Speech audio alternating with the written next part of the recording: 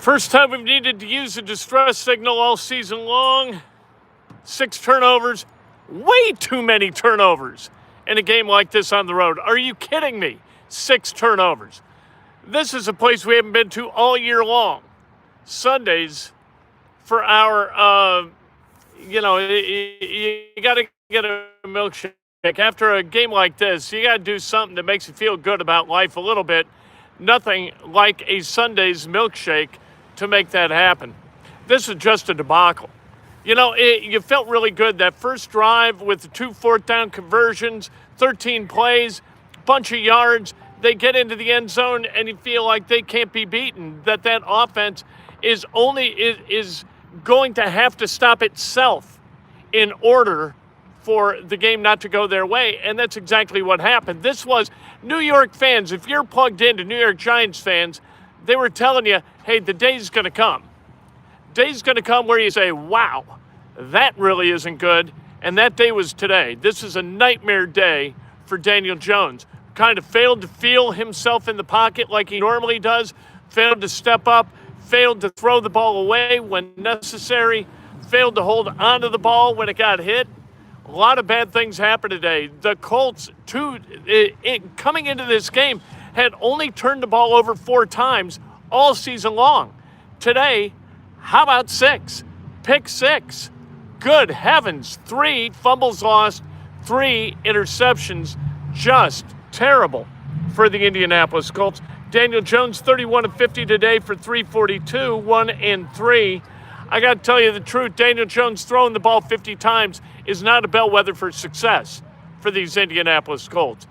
Receivers pulling down catches and totaling 100 yards, that is not a bellwether for these Colts. Pittman and Pierce, both with 115 yards receiving today. First time all year long that a Colts receiver posted 100 or more yards receiving. This is just terrible. The defense was good enough, right? Defense did okay. Kenny Moore jarred the ball loose late and gave the Colts a little bit of hope. That hope, short-lived. So Colts, they pick up the loss. They drop to 7-2 on the season. You know that they're not going to play great football each and every damn week, and especially on the road in a place like Pittsburgh, where the Colts have failed to produce time and time and time again. Now they're 14-1 ever, all time in Pittsburgh, the Colts are. Last time they won, the only time they won, that was 2008. Randy Smith says Steichen should have used JT on that third one. I think the problems were a little bit more, nuanced than that, but I don't disagree. I don't know. None of it worked today. Jones was sacked 5 times. Offensive line sucked today. Rodgers was sacked once when it matters. Other sacks were during trash time. I don't think the offensive line sucked nearly as much as Daniel Jones has got to feel that pressure and move forward in the pocket. It's easy to blame one thing, right? No double teams on T.J. Watt. What are we doing, Kent? T.J. Watt historically has not done a hell of a lot against the Colts. He did today, and so did Hayward. And Kyle Long says losing like this is inexcusable and embarrassing. Jones was terrible. It's one thing when you lose and fight all you can, but this, crazy. They need to talk after this one completely fell apart. They did fall apart, but it was turnovers. They fought to the end. They fought. They were still trying.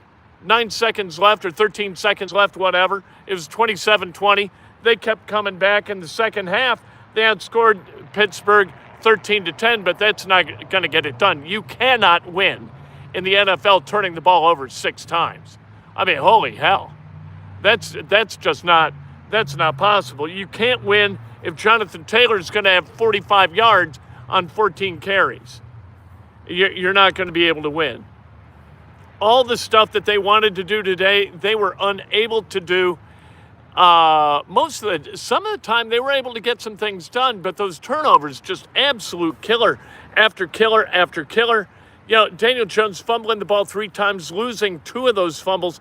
Josh Downs with a fumble on the punt return, lost that. Inexcusable. Can't have that. And that's how they miss Anthony Gould. Like, even the smallest part, not literally, but he is, the smallest guy on the roster has got to come in and make plays when he's supposed to. And Anthony Gould, having his knee hurt, that was not a positive for this team, obviously. You need him back there. Reed Bannon says, hey, Kent, what a mess. Think they took Steelers for granted. No. I don't think they take anybody for granted. I don't think they've got that kind of hubris in them. I really don't. This was a game where things just went bad for them, and good plays were not made. You can't do what they did. I hope Colts meet Pittsburgh in the playoffs. I do too, but I hope it's here. I hope it's at Lucas Oil Stadium. Toby says, what I say, if they played Colts football, they'd win. Well, yeah. I mean, I of course. Penalties, Steelers 5 for 53, Colts 8 for 46. But you know what? That penalty, not that it matters a damn when you turn the ball over 6 times, but that penalty for the face mask was just garbage. That wasn't a face mask. That was a bad call. That was a bad flag. Jermaine Pratt with 8 tackles today. Latu with 2.5 sacks. So Latu got it going. Maybe Latu posting 2 or more sacks causes losing. There's a lot of stuff that happened today that doesn't normally happen, and I think all of it kind of played a role in how this team functioned today. You had touchdown, fumble, interception, punt on 4 possessions in the first half. Second half, punt, interception, field goal, fumble, touchdown, interception, field goal. Jeesh. You can't have that. Obviously, you can't have that. So the Colts lose, but this is not the worst thing that ever happened. If somebody had told you that at the end of week 9, the Colts were going to be 7-2 at the beginning of the season, you would have said yes. Absolutely. Thank you. Aiden Adrian says, still sold on this team as elite. Stay the course. They were never going to finish 16-1. You're going to lose games. Sometimes a team's got it dialed up, and sometimes you don't. You know how those biorhythm things go? You've got your emotional, your physical, and your intellectual, and they're never at the top at the same time, or almost never at the top at the same time. That's kind of what the Colts had today. They were all bottoms today. So when they're all in the middle, you're going to be okay. When they're all on top, you're going to curb stomp everybody. But that's not the way the NFL works. The Colts, they lose today. It's unfortunate, but you know what? That is life. Charles Egger says, I thought Pitt gave up 4.5 a rush. Give it to JT Wright. Once this thing got rolling the wrong way, and you were behind, and you were turning it over, then JT Jonathan Taylor was just not an option today. And you know what they did? Okay, who are we going to stop? We're going to stop Jonathan Taylor. That's who we're going to stop. That's what our focus is going to be. Make them do something they're uncomfortable or less comfortable doing. They did that. Let's take away Jonathan Taylor with 8 in the box, bring exotic blitzes, put pressure on Daniel Jones, and make him make the right choice over and over and over and over again, and that worked for the Steelers. Do Colts still keep the number 1 seed? Yeah, I don't know. They go to Germany next week. Do they keep? I'll find out. I don't want to be that guy right now. I mean, we got 8 weeks left in this thing. 8 games left, for God's sake. Conference, all right. Colts are 7-2. Broncos are 7-2.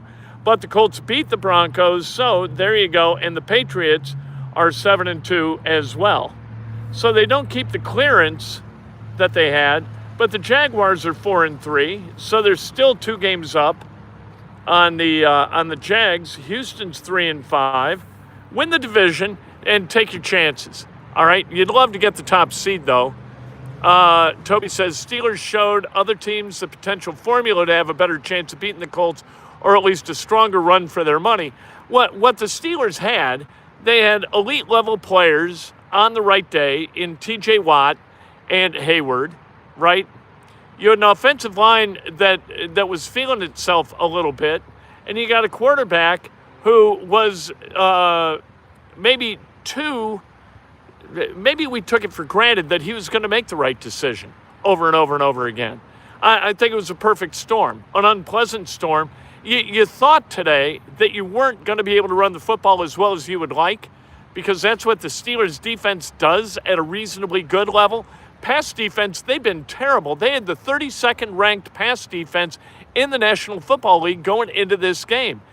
And Daniel Jones sliced and diced during that first drive. Boom, boom, boom, boom, boom. The only way that the Steelers were going to be able to beat the Colts today was force turnovers. They did that. How about this?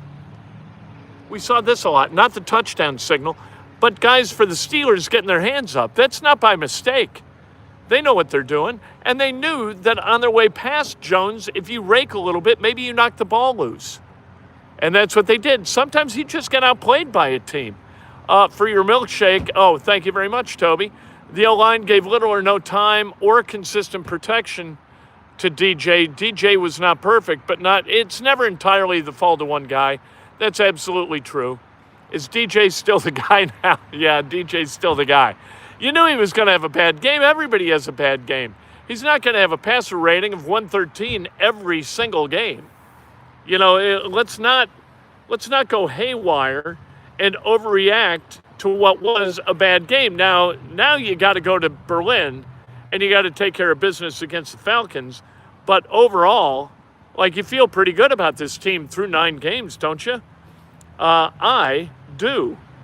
But Daniel Jones, his passer rating today was 63.9 with the 3 picks, 1 touchdown, 31 for 50 for 342.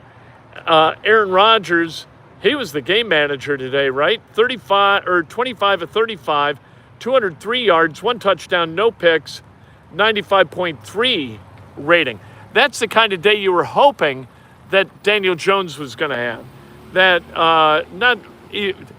21 of 28, 210, 1 touchdown, no interceptions. If he does that, they win that game. But he didn't do that. He made bad reads under duress, so he threw the 3 picks.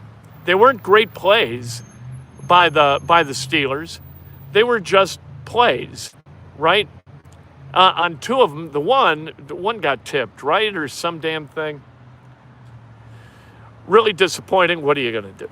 You get a milkshake. You enjoy your day. You let this one, you forget about it. You know, it's okay. Albino Zeke says still the best record in the NFL due to tiebreakers. Defense played very well given how many extra drives the Steelers had. Got to see a bounce back for all sides of the offense in Germany going into the bye. This is the thing that we're going to find out about Daniel Jones. When things get a little bit freaky, do they steamroll with him? Do they snowball, pick up steam and get bigger and bigger and bigger? Or is he really good at kind of shutting down this game, putting it behind him after they go over the film, getting ready for the Falcons, getting on a plane, and kicking them in the ass at Olympic Stadium in Berlin next Sunday? Is that the way he's going to be? Or is he a guy, because I don't know. We haven't seen him play badly all year.